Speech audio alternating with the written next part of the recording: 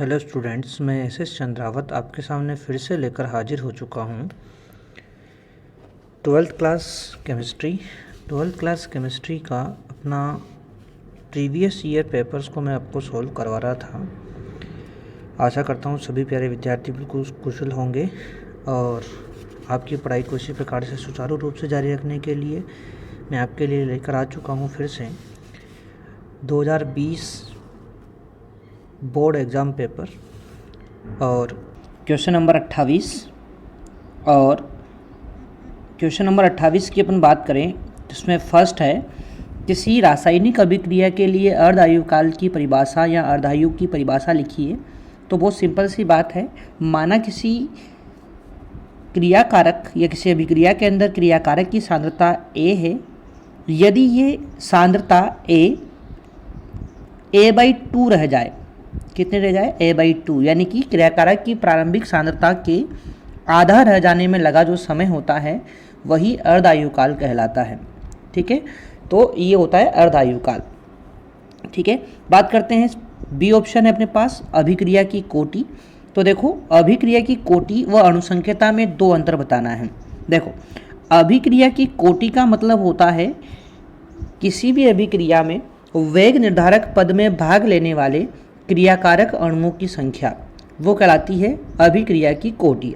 वेग निर्धारक पद मतलब वह पद जो धीमी गति से होता है, संपन्न होता है। ठीक है, और अणुसंख्यता की बात करते हैं तो अणुसंख्यता जो होती है किसी भी रासायनिक अभिक्रिया में भाग लेने वाले क्रियाकारक के अणुओं की कुल संख्या कहलाती है अणुसंख्यता। ठीक है, तो एक सिंपल सी बात होगी, अभिक्रिया की कोटि होती है वेग निर्धारक पद में भाग लेने वाले क्रियाकारक अणुओं की संख्या, और किसी भी रासायनिक अभिक्रिया में भाग लेने वाले क्रियाकारकों के कुल अणुओं की संख्या अणुसंख्यता कहलाती है। अब बात करते हैं दोनों में दूसरा अंतर। तो अभिक्रिया की कोटि जो होती है ना, ये अधिकतम 3 हो सकती है, यानी कि 0 से लेकर कहाँ तक हो सकती है, 0 से लेकर 3 तक हो सकती है। जबकि अणुसंख्यता जो होती है ना, वो 3 से अधिक भी हो सकती है, 3 से अधिक भी हो सकती है। ठीक है, तो ये यहाँ पर क्या हो जाएगा, इनमें अंतर हो जाएगा। ठीक है, तो ये चीज़ आपको समझ में आनी चाहिए। अब बात करते हैं थर्ड क्वेश्चन इसका, कि A से B अभिक्रिया के लिए अभिकारक की सांद्रता 0.05 मोलर से 20 मिनट में परिवर्तित होकर 0.03 मोलर हो जाती है। औसत वेग की गणना सेकंड में और मिनट में दोनों इकाइयों में कीजिए। ठीक है ना, इस क्वेश्चन को कैसे सोल्व करेंगे, इस चीज़ को आप लोग ध्यान से देखें। ठीक है ना, अब देखो, सबसे पहले बात करें अपन कि औसत वेग का फॉर्मूला क्या होता है। तो औसत वेग जो होता है ना, ये होता है अंतिम सांद्रता, अंतिम माइनस प्रारंभिक सांद्रता बटे समय अंतराल, समय अंतराल। ठीक है भाई, ये दो चीज़ें होती है। अब अंतिम सांद्रता कितनी है यहाँ पर, तो यदि अंतिम सांद्रता की अपन बात करें तो देखो वो कितनी है 0.03, और प्रारंभिक कितनी है 0.05। तो बस इसी चीज़ को यहाँ पर रख देते हैं अपन, क्या हो जाएगा 0.03 माइनस 0.05 बटे समय अंतराल कितना था 20 मिनट। ठीक है ना, हाँ, तो ये 20 अपन ने यहाँ पर रख दिया है। अब इसको सोल्व करेंगे तो क्या जाएगा, थोड़ा सा यहाँ आ जाएगा, क्योंकि पहले वाली संख्या छोटी है दूसरी वाली बड़ी है, तो माइनस में आएगा, माइनस 0.02 बटे 20, ये चीज़ अपने पास निकल कर आ जाती है। अब क्या है अपने पास 0.02 बटे 20। ठीक है, इसको यदि अपन सोल्व करेंगे तो अपने पास आ जाएगा क्या, माइनस के 0.001। ठीक है ना, ये अपने पास क्या आ गया है, ये अपने पास आ गया है किसमें, हाँ, मिनट में। ठीक है, मिनट में आपके पास औसत वेग आ चुका है। ठीक है, और इसका इस प्रकार से इसको लिखेंगे, यहाँ पर इकाई क्या हो जाएगी इसकी, मोल प्रति लीटर, मोल प्रति लीटर प्रति मिनट। ठीक है, ये इसकी इकाई हो जाएगी। अब निकालना अपन को किस में है, सेकंड में भी निकालना है। तो इसके लिए क्या करेंगे, ये जो औसत आया है ना आपके पास यहाँ पर 0.01 माइनस का बटे यहाँ पर क्या है 1 मिनट में कितने सेकंड होते हैं, 60 सेकंड होते हैं। तो 60 का अपन भाग लगा देंगे तो जो भी यहाँ पर निकल कर आएगा 1.66 इंटू 10 की घात माइनस के, सॉरी यहाँ पर थोड़ा सा करेक्शन आप लोग कर लेंगे, यहाँ पर है ना 0.001 था, ठीक है, हाँ 0.001 था बटे 60 है। तो यहाँ पर 1.66 इंटू 10 की घात माइनस 5 ये आ जाएगा किसमें, मोल प्रति लीटर प्रति सेकंड, इसमें आ जाएगा, ठीक है। इस प्रकार से आप लोग इसको सोल्व कर सकते हैं, ठीक है भाई। चलो बढ़ते हैं आगे की तरफ। अथवा में एक और क्वेश्चन आपको दे रखा है यहाँ पर, और वो क्या है कि प्रथम कोटि अभिक्रिया की परिभाषा दीजिए। तो सिंपल सी बात है, प्रथम कोटि मतलब कि वो अभिक्रिया जिसमें अभिक्रिया का वेग केवल एक क्रियाकारक की सांद्रता पर निर्भर करता है, या फिर बोलेंगे अपन कि क्रियाकारक की प्रथम घात के समानुपाती होता है, उसे प्रथम कोटि अभिक्रिया कहते हैं। नेक्स्ट है अभिक्रिया के वेग और विशिष्ट अभिक्रिया वेग में अंतर कीजिए। तो अभिक्रिया का वेग तो अपन जानते ही हैं कि सांद्रता में समय के साथ हुए परिवर्तन को ही अपन अभिक्रिया का वेग कहते हैं। और विशिष्ट अभिक्रिया वेग क्या होता है, तो विशिष्ट अभिक्रिया वेग जो होता है आपका, यदि इसके बारे में अपन बात करें तो देखो विशिष्ट अभिक्रिया वेग क्रियाकारकों की सांद्रता को यदि इकाई मान ली जाए, यदि क्रियाकारकों की सांद्रता को मान लो 2, 3, 4 क्रियाकारक अभिक्रिया के अंदर दिए हुए हैं, यदि उन सभी क्रियाकारकों की सांद्रताओं को इकाई मान लिया जाए तो अभिक्रिया का जो वेग होता है ना, वही क्या कहलाता है, विशिष्ट अभिक्रिया वेग कहलाता है, ठीक है भाई। तो ये दोनों में अंतर हो जाता है। अब बात करते हैं अपना आगे की तरफ। तो प्लेटिनम सतह पर NH3 का अपघटन शून्य कोटि अभिक्रिया है। N2 व H2 के उत्पादन की दर क्या होगी जब वेग स्थिरांक का मान 1.5 इंटू 10 की घात माइनस 4 मोल प्रति लीटर प्रति सेकंड हो, ठीक है। इस क्वेश्चन को सोल्व करते हैं अपन। तो देखो भाई, अपने पास क्या दिया हुआ है, NH3 का अपघटन दिया हुआ है। अब NH3 के अपघटन की सबसे पहले अपन अभिक्रिया लिखेंगे। देखो ये जब टूटता है ना, तो इसके टूटने से बनता है N2 प्लस H2, ये दो चीज़ें बनती हैं। अभिक्रिया को संतुलित कर लेते हैं, यहाँ पर 2 अपन ने लगा दिए, यहाँ पर 3, अभिक्रिया संतुलित हो चुकी है। इस अभिक्रिया के लिए यदि अपन वेग का फॉर्मूला लिखें तो कैसे लिखते हैं अपन वेग भाई, इसके लिए वेग लिखते हैं अपन माइनस के 1/2। वेग कैसे निकालेंगे इस अभिक्रिया के लिए, तो माइनस के 1/2 डी NH3 बटे dt, इस वाले फॉर्मूले से आप लोग निकालोगे। या फिर अपन निकालते हैं किससे, dN2 बटे dt, इस वाले फॉर्मूले से वेग निकालेंगे। या फिर 1/3 dH2 बटे dt, इस वाले फॉर्मूले से अपन अभिक्रिया का वेग निकालेंगे। तो इन तीनों फॉर्मूले में से किसी भी फॉर्मूले से अपन अभिक्रिया का वेग ज्ञात कर सकते हैं। अपन से पूछा क्या है, अपन से पूछा यहाँ पर ये है देखो कि N2 व H2 के उत्पादन की दर क्या होगी, ठीक है ना। तो देखो ये रही N2 के उत्पादन की दर और ये रही H2 के उत्पादन की दर, ये दो चीज़ें अपन से पूछी है। कैसे निकालेंगे इसको, तो ध्यान से देखो, ठीक है। क्या दिया हुआ है अपन को दिया हुआ है N2 के उत्पादन की दर। तो देखो N2 के उत्पादन की दर जो होती है ना, मैं इस प्रकार से लिख देता हूँ इसको यहाँ पर, अभिक्रिया वेग बराबर होता है N2 के उत्पादन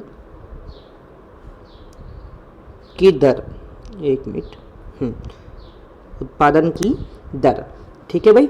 अब अभिक्रिया का वेग बराबर इतना होता है। अभिक्रिया का वेग जो होता है, वेग स्थिरांक जो होता है, इसका मान कितना दिया हुआ है, ये दे रखा है यहाँ पर, तो वही N2 के उत्पादन की दर हो जाएगी, यानी कि 1.5 × 10 की घात -4, यही उत्पादन की दर यहाँ पर हो जाएगी, N2 के उत्पादन की दर हो जाएगी। ठीक है, चलो तो यहाँ पर तो कोई दिक्कत नहीं है। अब बात करें H2 के उत्पादन की दर, ठीक है ना। तो H2 के उत्पादन की दर अपन कैसे लिखेंगे, तो इस चीज़ को देखो, यहाँ पर जो है N2 की जगह H2 लिख देते हैं अपन, परंतु यहाँ पर क्या है, अपन ने जो लिखा था ना, N2 के उत्पादन की दर क्या लिखी थी अपन ने, 1/3 DH2 अपॉन dt, ये चीज़ अपन ने लिखी थी, बराबर अभिक्रिया का वेग कितना है, 1.5 × 10 की घात -4 है। ये चीज़ आपको निकालनी है dH2/dt, तो ये 3 का चला जाएगा, आगे चला जाएगा, तो यहाँ पर आ जाएगा अपने पास 3 × 1.5 × 10 की घात -4 कर देंगे, तो तीनों यहाँ पर क्या हो जाएगा, 15 × 45, यानी कि 4.5 × 10 की घात -4 हो जाएगा। तो ये चीज़ अपने पास आंसर यहाँ पर आ जाएगी। ठीक है, आशा करता हूँ आपको बात समझ में आ गई होगी। अब बढ़ते हैं आगे की तरफ, और अगला क्वेश्चन अपने पास आता है क्वेश्चन नंबर 29। और क्वेश्चन नंबर 29 की बात करें तो देखो, ये अपने पास है कि वर्ग 15 के तत्वों का सामान्य इलेक्ट्रॉनिक विन्यास क्या होगा। तो वर्ग 15 के तत्व जो होते हैं उनका सामान्य इलेक्ट्रॉनिक विन्यास जो होता है वो होगा NH2NP3 होता है। ठीक है, 15 के तत्वों का सामान्य इलेक्ट्रॉनिक विन्यास NH2NP3 होता है। तो ये चीज़ ध्यान रखेंगे आप लोग।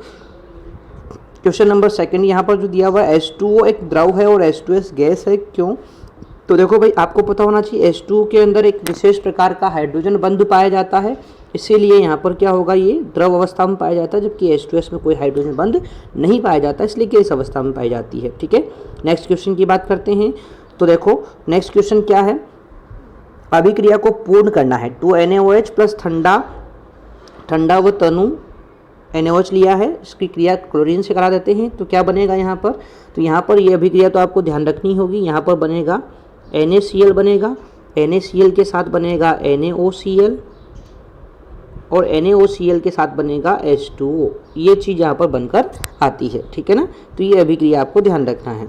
आगे बात करते हैं, नेक्स्ट क्वेश्चन है XeOF4 की संरचना क्या होगी।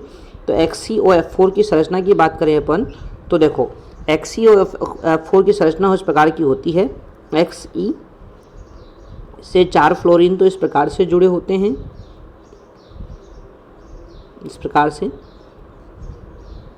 ठीक है, और अच्छा 4 फ्लोरीन इस प्रकार से जुड़े होंगे, और यहाँ पर क्या होता है, ऑक्सीजन जो जुड़ा होता है वो इस प्रकार से ऊपर की तरफ जुड़ता है यहाँ पर। ठीक है ना। अब देखो, ये जो अपनी बुक के अंदर जो इसका आंसर दिया हुआ है, इसका आंसर अपन को दे रखा है अपनी बुक में, जो आपको ध्यान रखना है, इसका आंसर दे रखा है, इसकी आकृति दे रखी है वर्गाकार समतलीय आकृति इसकी अपनी बुक में दी हुई है। ठीक है ना, परंतु वास्तव में इसकी आकृति कैसी होनी चाहिए, तो इसकी आकृति होनी चाहिए वर्गाकार पिरामिडीय। ठीक है, वर्गाकार पिरामिडीय होनी चाहिए। ठीक है ना, तो ये चीज़ आप लोग ध्यान रखेंगे। बुक में क्या दे रखी है, वर्गाकार समतलीय, और वर्गाकार पिरामिडीय इसकी वास्तव में होनी चाहिए, क्योंकि देखो वर्ग यहाँ पर आपको दिख रहा है, ऊपर का आपको क्या दिख रहा है, पिरामिड दिख रहा है आपको एक, है ना, इसलिए यहाँ पर ऐसा होना चाहिए। परंतु बुक में ये दे रखी है, तो अपन को यही भाई वर्गाकार समतलीय ही यहाँ पर मान्य रखनी है। ठीक है, आगे बढ़ते हैं, और अगला है वर्ग 16 के तत्वों का सामान्य इलेक्ट्रॉनिक विन्यास लिखिए। तो 16 के तत्वों का सामान्य इलेक्ट्रॉनिक विन्यास ध्यान रखेंगे आप लोग, NH2NP4 होता है, NH2NP4 होता है। नेक्स्ट बात करते हैं, तो क्लोरीन की इलेक्ट्रॉन लब्धि एंथैल्पी फ्लोरीन से अधिक होती है, क्यों। इलेक्ट्रॉन लब्धि एंथैल्पी का मतलब होता है इलेक्ट्रॉन ग्रहण करने पर मुक्त हुई ऊर्जा, उसे बोला जाएगा क्या, इलेक्ट्रॉन लब्धि एंथैल्पी। अब देखो, कोई भी तत्व जो होता है वो कब इलेक्ट्रॉन को ग्रहण करता है, तो आप लोग हमेशा ध्यान रखेंगे, जिस परमाणु का आकार जितना छोटा होता है ना, वो उतना ही आसानी से इलेक्ट्रॉन को ग्रहण करेगा। क्यों, क्योंकि वहाँ पर प्रभावी नाभिकीय आवेश ज़्यादा होता है, छोटे आकार के कारण प्रभावी नाभिकीय आवेश ज़्यादा होता है, इसीलिए वो आसानी से इलेक्ट्रॉन युग्म को ग्रहण कर लेता है। अब बात करें फ्लोरीन व क्लोरीन दोनों में, तो छोटा आकार तो किसका है, फ्लोरीन का है। आकार छोटा फ्लोरीन का है, तो फिर इसकी इलेक्ट्रॉन लब्धि एंथैल्पी का मान ज़्यादा होना चाहिए। हमेशा ध्यान रखना कि जो छोटे आकार वाले तत्व होते हैं उनकी इलेक्ट्रॉन लब्धि एंथैल्पी का मान अधिक होता है। तो फ्लोरीन का आकार क्लोरीन से छोटा है तो इलेक्ट्रॉन लब्ध एंथैल्पी इसकी ज़्यादा होनी चाहिए, परंतु क्लोरीन की ज़्यादा क्यों लिखी हुई है यहाँ पर। तो देखो क्या होता है कि फ्लोरीन जो होता है ना, इस फ्लोरीन का आकार छोटा होने के साथ ही इसके बाह्यतम कोश में 7 इलेक्ट्रॉन होते हैं, और ये इलेक्ट्रॉन जो होते हैं ना, 7 इलेक्ट्रॉन, ये एक दूसरे को क्या करते हैं, क्योंकि आकार छोटा है इसलिए ये इलेक्ट्रॉन एक दूसरे को क्या करते हैं, प्रतिकर्षित करते हैं, एक दूसरे को प्रतिकर्षित करते हैं। और एक दूसरे को प्रतिकर्षित करेंगे तो ये आने वाले इलेक्ट्रॉन को भी क्या करेंगे, प्रतिकर्षित करेंगे, नहीं यहाँ पर इलेक्ट्रॉन को ये जुड़ने ही नहीं देंगे, और इलेक्ट्रॉन नहीं जुड़ेगा तो उस कंडीशन में मुक्त ऊर्जा मान क्या हो जाएगी, कमी आ जाएगी। ध्यान रखना, यहाँ पर इन इलेक्ट्रॉनों के प्रतिकर्षण के कारण आने वाला इलेक्ट्रॉन आसानी से नहीं जुड़ पाएगा, और इसीलिए इलेक्ट्रॉन लब्ध एंथैल्पी इसकी क्लोरीन से क्या हो जाती है, कम हो जाती है। ये बात आप लोग यहाँ पर ध्यान रखेंगे, ठीक है।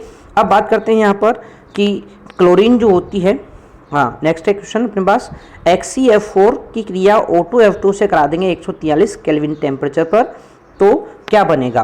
तो देखो भाई, इसकी क्रिया के परिणाम स्वरूप यहाँ पर जो अपन को प्राप्त होगा वो आपको ध्यान रखना होगा, ये XeF6 के निर्माण की विधि है, ठीक है। XeF6 के निर्माण की ये विधि है, साथ में O2 यहाँ पर बनता है, ठीक है ना। तो ये अभिक्रिया आपको ध्यान रखनी है।